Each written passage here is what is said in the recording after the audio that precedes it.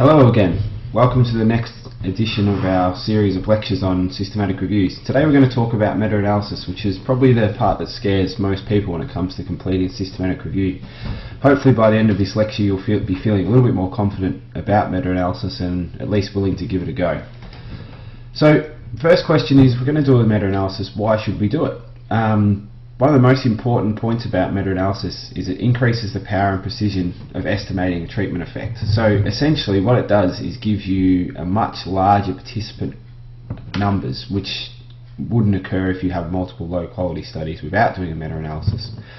So if you've got studies with 5 or 6 people per group, or 10 per group, or 20 per group, and you've got lots of these studies, many of them may be underpowered, which means we may not be able to find anything significant in terms of statistics. If we combine the data from these studies, then often this can lead to statistical significance, hence increasing the power and precision.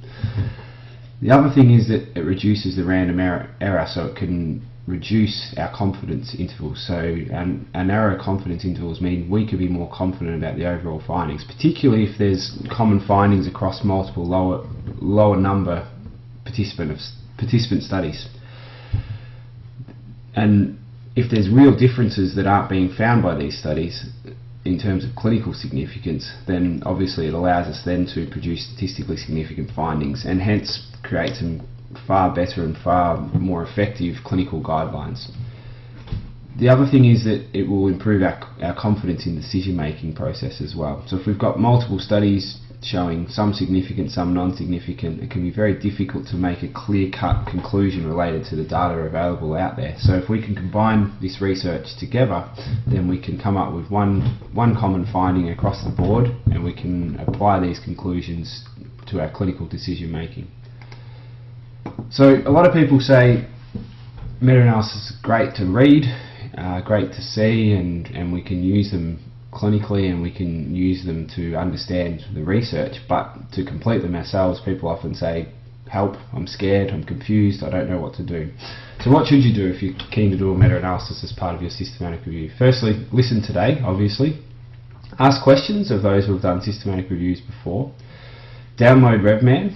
So RevMan's a free download which you can get online. If you just Google RevMan free download, it will come up. It's a great statistical package program which will be no charge to you, and it will help you complete your meta-analysis. We'll do another online tutorial on how to use RevMan.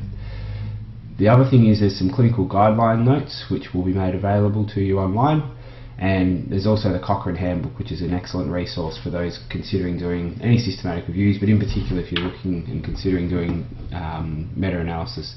The other thing is that RevMan also has its own guidance notes and its own handbook as well, so that's something worthwhile reading. So, decisions about meta-analysis. Firstly, we need to understand whether our data can be pooled. So this requires homogeneity between studies, which we'll go through a little bit more shortly, but essentially you need to have similar methodology in terms of outcome measures, in terms of participants, and also in terms of interventions.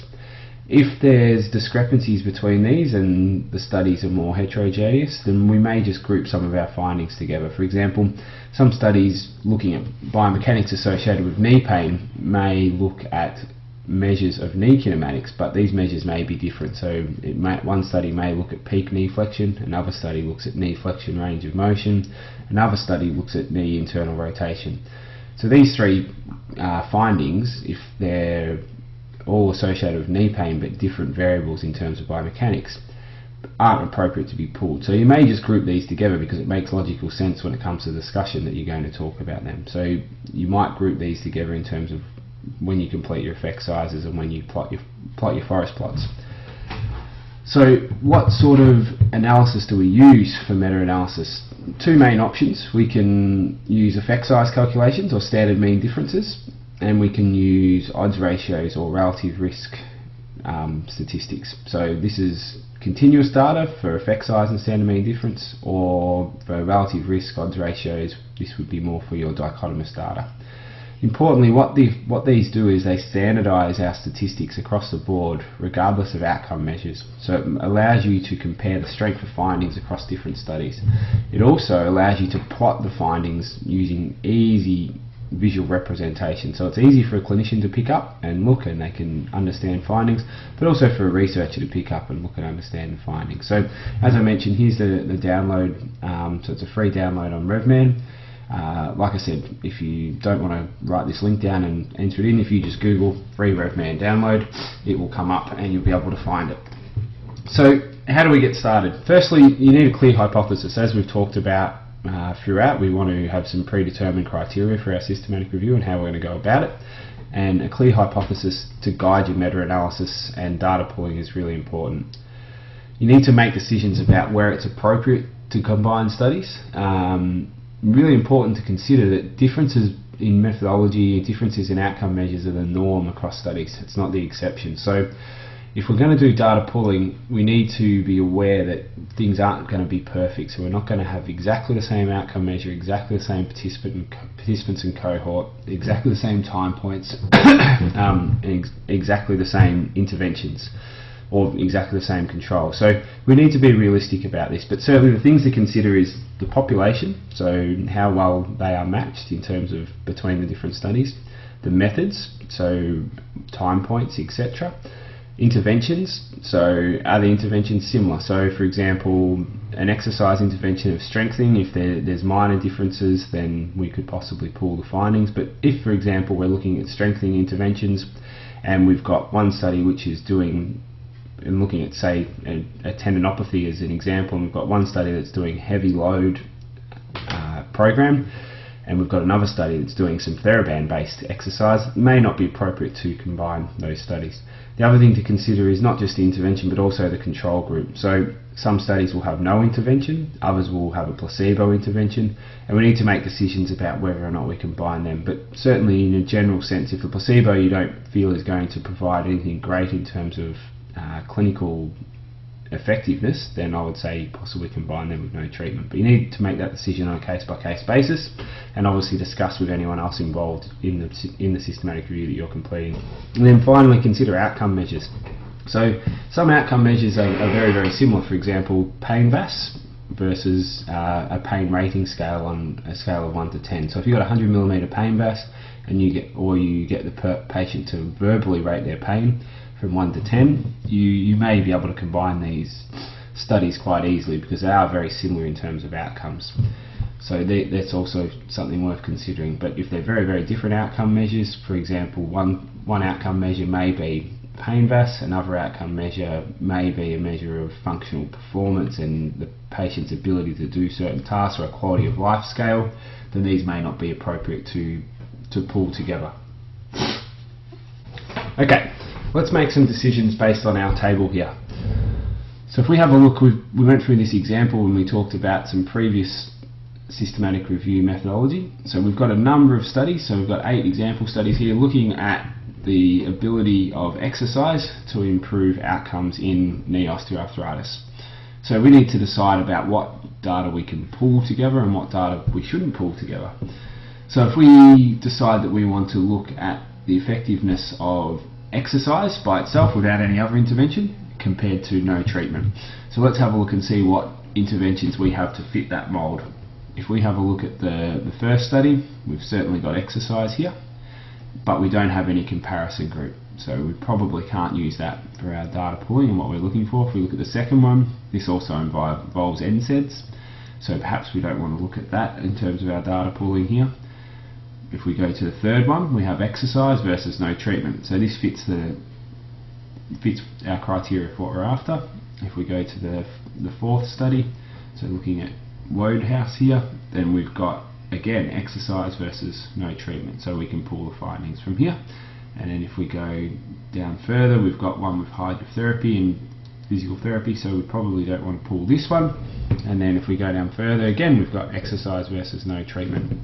So we could possibly look at pooling these 3 studies. So here, here and here, with exercise versus no intervention. The other thing we need to make sure is we want to consider, are they similar participants? So we've got severe OA, we've got all grades of OA, and we've also got all grades of OA. So we could possibly say that they're relatively similar.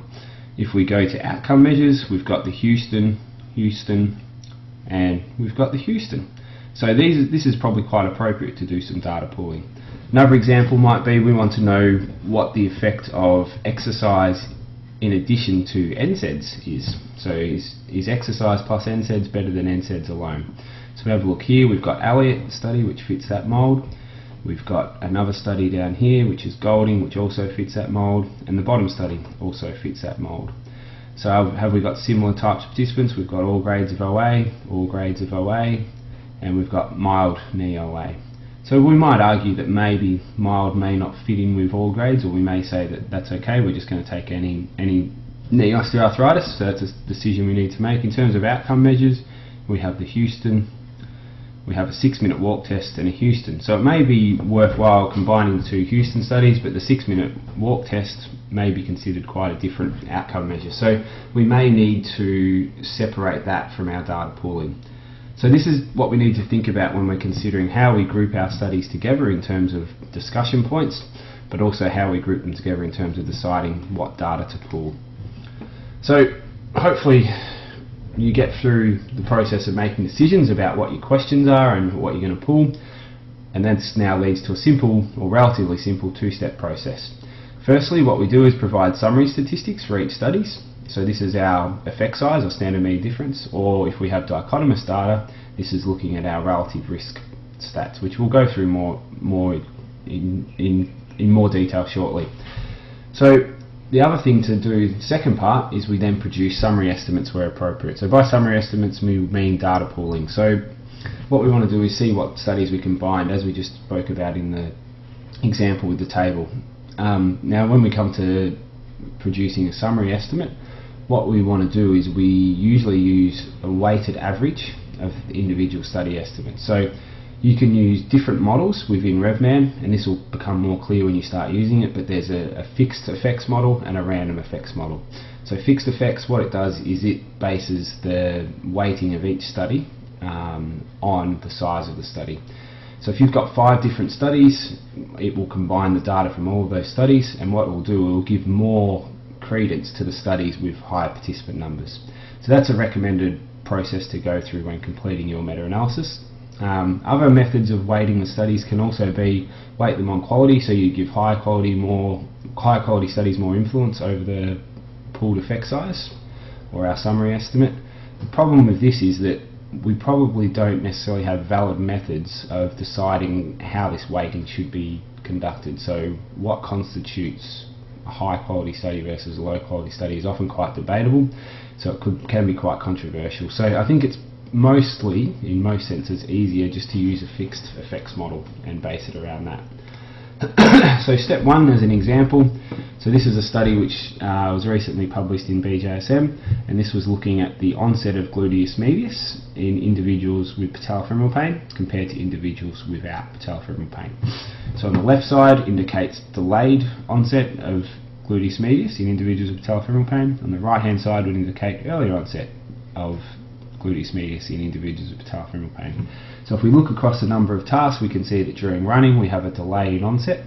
If we look at stair ascent, we've got a number of studies here, so far more than what we have for running, so we actually have 5 studies to compare.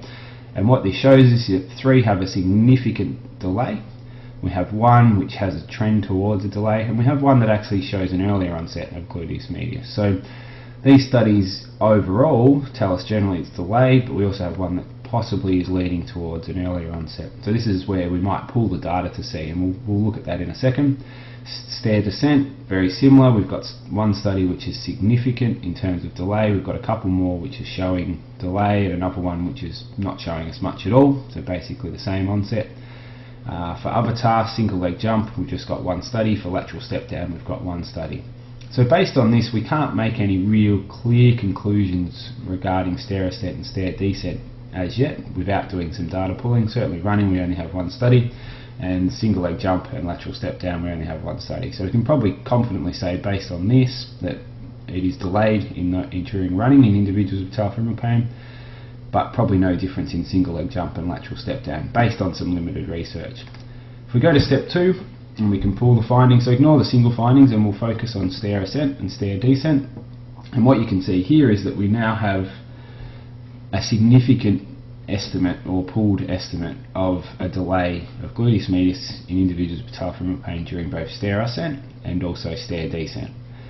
So we can relatively confidently conclude that in general individuals with patellofemoral pain have a delay in gluteus medius onset during stair ascent and stair descent. Obviously we need to acknowledge that it's not consistent across the board, but overall our pooled effect size shows that this is the case. So what about dichotomous? What about dichotomous data? So we use risk ratios for this. So this is relative risk or odds ratio. Generally we'll look at using risk ratio, and I'll talk more about the importance of that in a minute. But the data we need to complete dichotomous calculations, we need the events, so how many injuries occur in each group, and we also need participant numbers in each group. So we might have one group, for example, completing neuromuscular warm-up program to prevent injuries, and another group who's a control group who just performs normal stretching. So what we need is a number of injuries in the group who completed the warm-up program and the total number in that group, and we also need the number of injuries in the control group and the total number of participants in that group. From that we can calculate risk ratio or odds ratio. Now importantly, these are not the same. If events are rare, so less than 10%, there'll be minimal difference between the two. If events are more frequent, the differences can be quite large. Now I won't go in depth into the differences between these two, but certainly if you read through the Cochrane handbook, etc., you can learn a lot more about this. What I will make the point of is that risk ratios are far more understandable by both patients and clinicians, so probably the preferred method to use, and certainly something that's used more commonly in the literature. So in simple terms, if you have a risk ratio of less than 1, you have a reduced risk of something occurring. If you have a risk ratio of greater than 1, then you have a greater risk of something occurring. So if the risk ratio was 0.5, your chance would be half. If it was 0.25, your chance would be a quarter, or 25%. If your risk ratio was 2, you'd be double. If your risk ratio was 4, you'd be 4 times the risk. So nice, simple, easy to understand by both patients and clinicians. It's also really good with this form of statistics to complete number needed to treat. So what this would show us is that how many times we need to apply an intervention in order to have one more successful outcome. So for example, a number needed to treat of 3 would mean that we have to apply an intervention such as neuromuscular warm-up program in order to prevent one more injury. So it's a nice simple method of allowing both patients and clinicians to understand the research again. Now there's lots of internet-based calculators, so this is not something you do through RevMan, but if you just Google number needed to treat calculator, there'll be loads come up on the internet, and you'll be able to use one of these to help you to calculate them. So risk ratio is an example. So this is a systematic review recently published, which we looked at the effects of neuromuscular warm-up programs on injury prevention. There's a number of different programs, so you can see here on the left different programs. So we've got the KIP, the 11+, the 11, the PTP. And what we've got here on this data is we've got the overall injury incidence and overuse injury incidence. And what this shows us is that the KIP program was able to reduce our injury risk. So if we look at our risk ratio, it's 0.50. So basically, completing the KIP program halve your risk of developing an injury during the season. And this was in soccer players from memory. If we look at the 11+, 0.67, so you were 67% the chance of an injury compared to if you didn't complete the program. A couple of the other programs completed, there was no change. Here you've got the KIP again, so you've got 0.44 and 0.45 for the 11+, so basically 44% and 45% respectively in terms of injury risk compared to if you didn't complete. As we mentioned before, if for example our intervention was not a success and actually went the other way, then we might start to see some risk ratios of towards 2, which would mean you'd have double the chance of developing an injury. So what do you do if there's no events in one group? So if you come across this, you'll find that it doesn't actually calculate your risk ratio for you, and they simply won't work. A standard process to go through is to add 0.5 to each group or cell, and that can certainly allow you to then at least get some sort of statistics associated with your outcomes. Alternatively, you can just report you're not able to calculate the risk ratio because there were no injuries in the intervention group, which would be quite promising if there were quite a few in the control group. So that's also a consideration.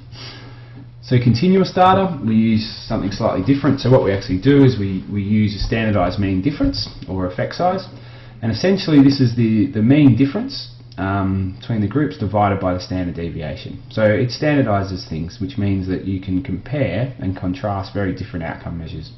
So the data we need for this, we need the group and or condition means, so whether that be pain VAS, whether that be a functional outcome measure.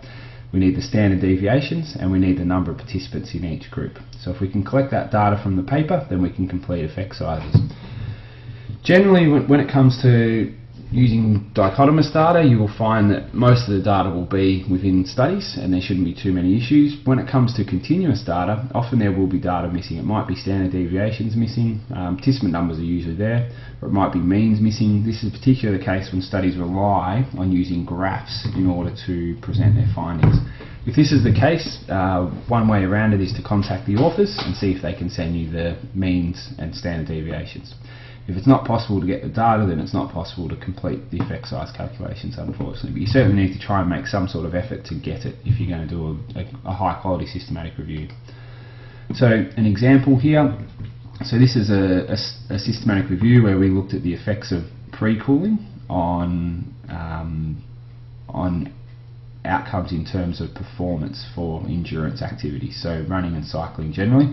And what this shows us, and this is a really good example of data pooling, a lot of low participant number studies, so we've got 7, we've got 11, 10, 8, so quite low, and this is looking at time. And what it shows us is that across the board, pre-cooling, so looking at ice vests, looking at ingestion of ice slurries, tends to improve our outcomes in terms of performance. But generally non-significant. Out of the 4 studies here, only 1 is significant. But if we have a look at the pooled effect size, we actually have a significant outcome. So the point being, for something to be significant, it must not cross this 0 line. So here we've got a 0.64 outcome. So what that means is that we've got a moderate effect size showing that by having some pre-cooling intervention, we're able to improve our performance.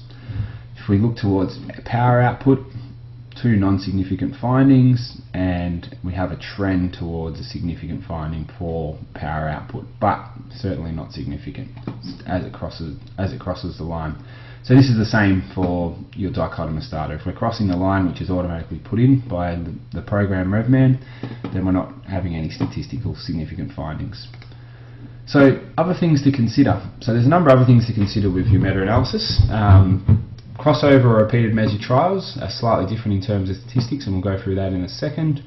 Heterogeneity in terms of not just study design, but also in terms of statistical heterogeneity, so different findings across different studies. So some may be significant, some non-significant, or you may have studies which show completely opposite findings. So one study may find something positive for an intervention, while the other study shows that the intervention is actually detrimental.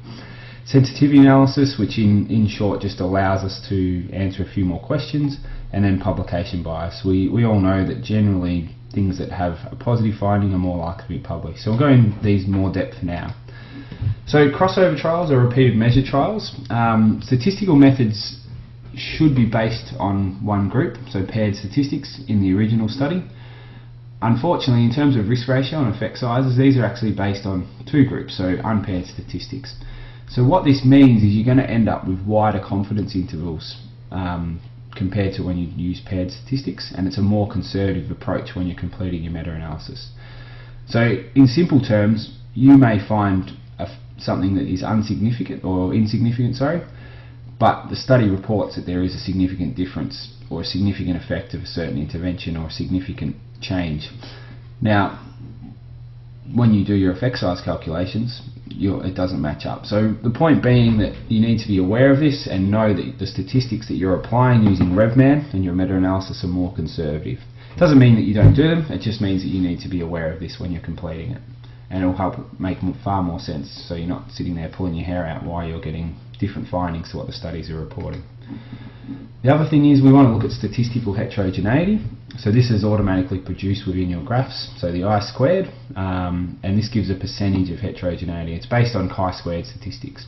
So basically it indicates a higher percentage indicates more heterogeneity. So if you've got a low percentage, that means the statistical differences between the studies are very minimal, and we can be far more confident in our pooled effect sizes. So some people would say that if you've got high statistical heterogeneity, you shouldn't pool the data because the findings are too different.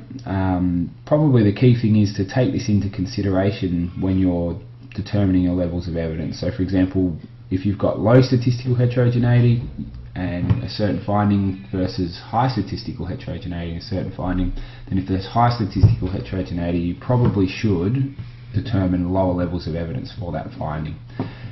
In general, if you've got a p-value of less than 0.1, so not necessarily 0.05, but less than 0.1, which would indicate a higher statistical heterogeneity, consider possible reasons that this is occurring and go back to your pooling considerations. So it might be that your pooling has been inappropriate to begin with, so go back and consider if it's still appropriate. If you determine that it is still appropriate, then obviously you're going to have a few things to discuss as to why these differences in statistics may have occurred.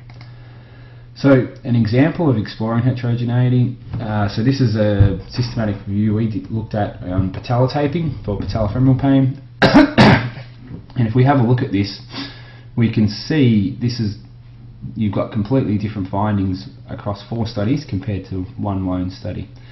So this systematic review, or this particular forest plot, looks at the effects of taping on internal knee extension moment. So essentially how much load is going through the knee during a range of tasks. And you see we've got step up, we've got vertical jump, we've got a unilateral squat, we've got stair ascent, and we've got stair descent.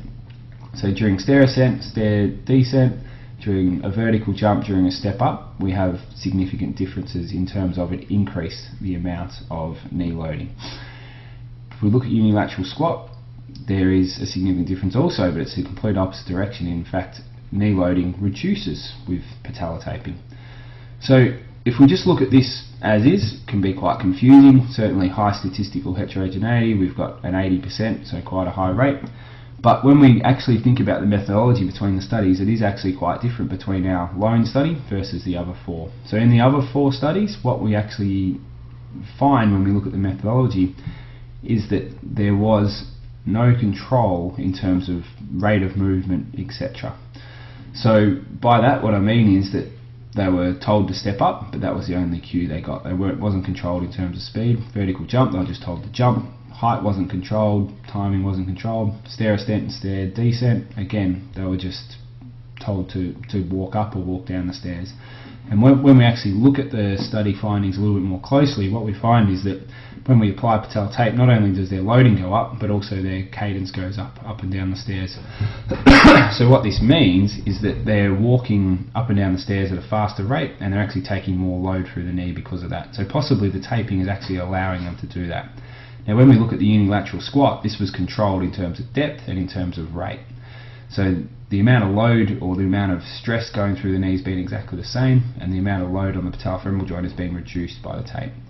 So if we go back and we think about this, we might say, okay, maybe it's not appropriate to pull all these together. So let's take the Mustermann study out with the unilateral squat where they controlled things, and all of a sudden our effect size goes from 0.37, which would be considered quite small, to a reasonably high effect size of 0.87. So this is something where you need to think, if you have got large statistical heterogeneity such as this example, have a really close consideration as to why this is occurring, and go back and see if you need to reconsider what goes into your pooled effect sizes.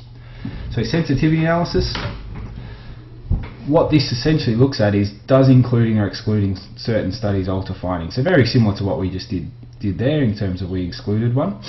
But for sensitivity analysis, you can consider a number of different things. So it might be that lower quality studies may be impairing your findings, so we might divide into lower and higher quality studies.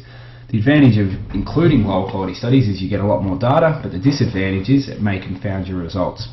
So often, if you are including all studies and not excluding based on quality, then reviewers in the past, we've found, have often asked us to complete a sensitivity analysis based on this to see if it affects the main findings of the studies.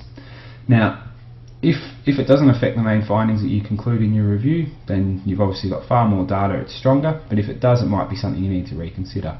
The other thing, you might have different participant characteristics. So for example, You might be looking at an intervention in patellofemoral pain, but we might think that perhaps gender has an influence on whether an intervention is going to work. So we might have some studies which have mixed genders, some studies which have male-only participants, and some studies which have female-only participants. So to begin with, we might just combine them all together and we come up with a certain finding. But then we might want to look further and see if there is an influence on gender. So we do complete the same meta-analysis using females only, and we complete the same meta-analysis using males only. And from this would give us an indication about the influence of gender on outcomes with a certain intervention.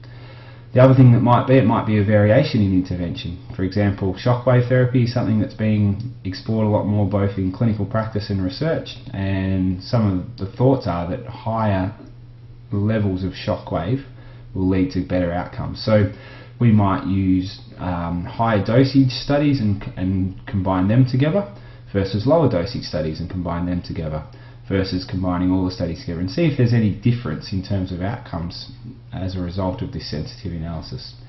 The other thing might be outcome measures. The other thing could be sponsorship. For example, there was a really good systematic review done a number of years ago looking at glucosamine, and when they looked at all the studies combined together, glucosamine was shown to be effective and shown to assist in reduction of pain, etc. So what they did is they went back and they said, okay, let's just take the sponsored trials out and rerun the analysis. So they did that. So there was unfunded study, so no conflict of interest, and what it showed was that glucosamine probably didn't help. When they included sponsored trials only, then what they actually found was that there was an effect and glucosamine did help. So there was a conflict of interest there which was having a big effect in terms of the reported results. So this is something to also consider as well. So in terms of an example of sensitivity analysis, if we go back to our systematic review we completed on neuromuscular warm-up programs for injury prevention, if we have a look at distal injury, so medial tibial stress syndrome, ankle and ankle sprains, Achilles, what we found in our systematic review was that there didn't seem to be any effective programs that were able to reduce injury.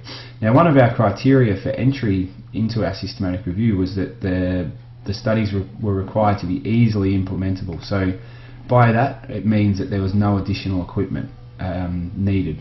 So basically anyone or any club could complete this warm-up program without too much effort.